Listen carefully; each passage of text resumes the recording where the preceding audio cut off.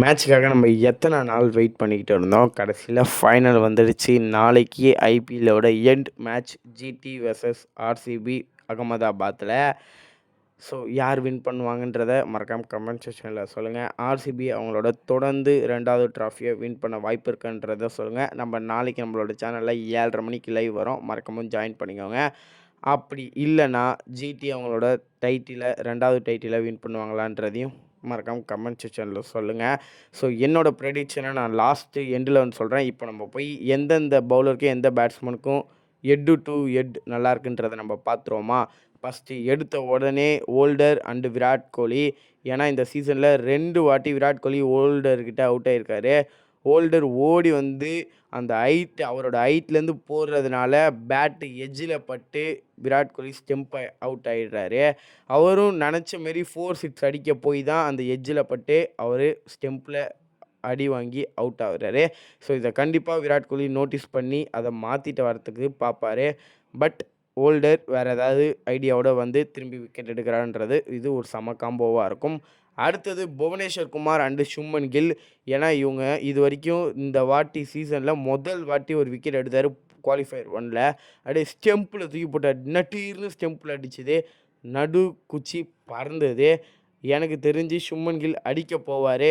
புவனேஸ்வர் குமார் வெளில உள்ளேன்னு பாலை கொண்டு வருவார். அங்கே இங்கேயோ சுப்மன் கில் அவுட் ஆக வாய்ப்பு இருக்குன்றது என்னோடய தாட். உங்களோட தாட்டை கமெண்ட் செக்ஷனில் சொல்லுங்கள். அடுத்தது அதே Bhuvneshwar Kumar and Jos Buttler. ஏன்னா இந்த சீசனில் 2 வாட்டி புவனேஸ்வர் குமார் வந்து ஜாஸ் பட்லர் விக்கெட் எடுத்திருக்காரு. லாஸ்ட்டு மேட்ச் ஒரு செம கம்பேக் கொடுத்து ஜாஸ் ஹேசல்வுட் வந்து விக்கெட் எடுத்திருந்தாலும் புவியும் ஜாஸ் பட்லரும் செம காம்போவாக இருப்பாங்க. எனக்கு தெரிஞ்சு இங்கே யாரோ ஒருத்தவங்க அடி வாங்க போகிறாங்க, இல்லைனா விக்கெட் ஆக போகிறாங்க.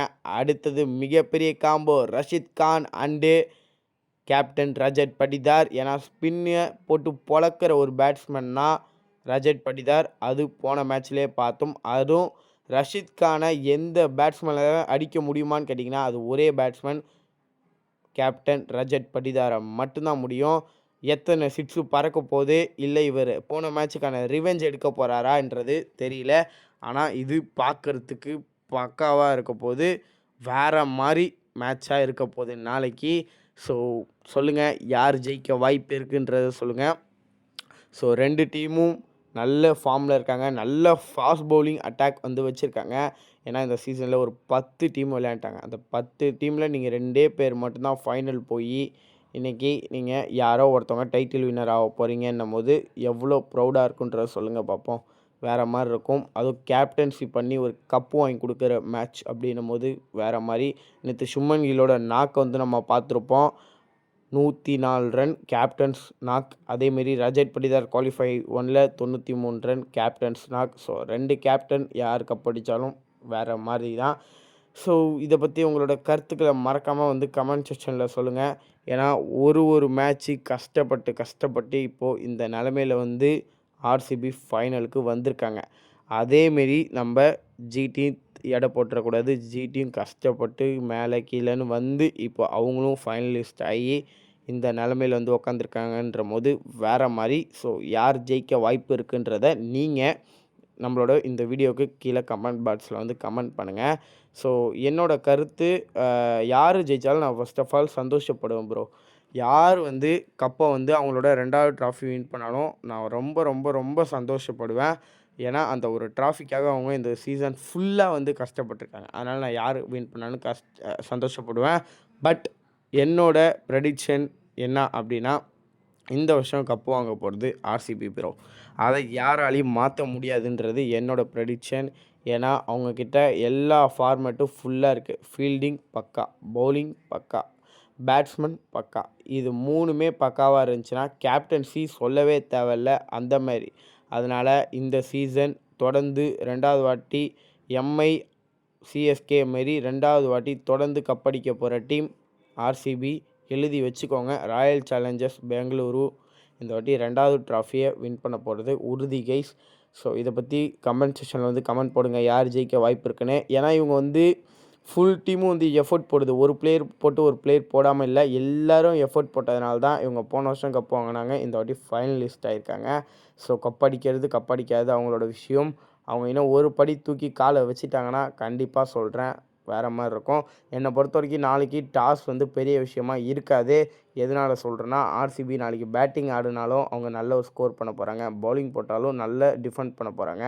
ஸோ என்ன வேணாலும் நடக்கலாம் கைஸ். ஸோ இதை பற்றி என்னோடய கருத்து, என்னோடய ப்ரெடிக்ஷன், ஆர்சிபி 2வது ட்ராஃபியை வின் பண்ணுறதுல துளி மாற்றம் கூட கிடையாது.